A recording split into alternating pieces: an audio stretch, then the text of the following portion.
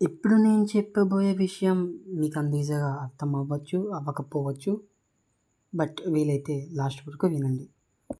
మనం మన brain influence చేయొచ్చు, లేదా మన బ్రెయిన్ మనల్ని కూడా ఇన్‌ఫ్లుయెన్స్ చేయొచ్చు. I have an example for that.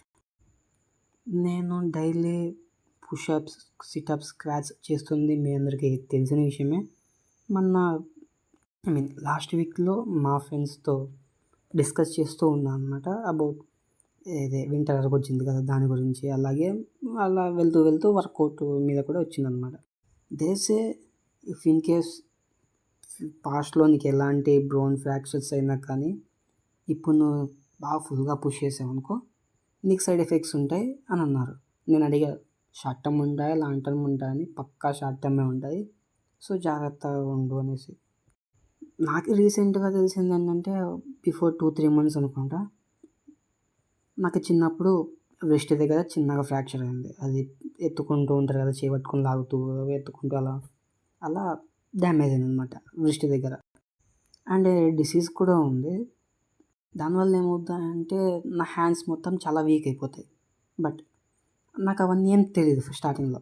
So diploma final ఇయర్‌లో ఉన్నప్పటి నుంచి అప్పుడు నాకు సెమ్ ఎగ్జామ్స్ జరుగుతున్నాయి. అప్పటి నుంచి స్టార్ట్ చేశా. సెమ్ ఎగ్జామ్స్ ఉన్నప్పటి నుంచి స్టార్ట్ చేశాను అనమాట. Daily 100 push-ups, sit-ups, squats and running. ఈ సిటప్స్, స్క్వాట్స్, రన్నింగ్‌తో పెద్దగా ఇబ్బంది ఏమి ఉండదు నాకి, వాళ్ళు చెప్పిన విధానంగా. బట్ ఈ పుషప్స్ ఏవైతే ఉన్నాయో మొత్తం హ్యాండ్ మీద బేస్ ఉంటాయి. అది కూడా మెయిన్‌గా రిస్ట్ దగ్గరే ఉంటుంది కదా. సో అలా అనమాట. అసలు పెయిన్ ఏమి ఉండేది కాదు. పెయిన్ ఎప్పుడో 2 ఇయర్స్ బ్యాక్, 3 ఇయర్స్ బ్యాక్ ఉండేది. అది కూడా నేను ట్రీట్మెంట్ తీసుకుంటూ ఉన్నప్పుడు నా హెల్త్‌కి. ఆఫ్టర్ లిజనింగ్ అదే నా ఫ్రెండ్స్ ఏదైతే చెప్పారో అది విన్న 1 డే, 2 డేస్ తర్వాత అప్పటి నుంచి నాకు పెయిన్ స్టార్ట్ అయింది. ఎక్కడ వ్రిస్ట్ దగ్గర డైలీ పుషప్స్ చేస్తూ ఉంటా కదా, అప్పుడు పెయిన్ స్టార్ట్ అయింది. ఎలా వచ్చిందో నాకు తెలీదు. నేను దాదాపు ఇప్పుడు నాది 3-1 సెమ్ జరుగుతూ ఉంది. ఒక 20 డేస్‌లో సెమ్ స్టార్ట్ అవుద్ది. నేను ఎప్పుడో డిప్లొమా ఫైనల్ ఇయర్‌లో స్టార్ట్ చేసిన పుషప్స్‌కి ఇన్నాళ్ళు పెయిన్ లేదు.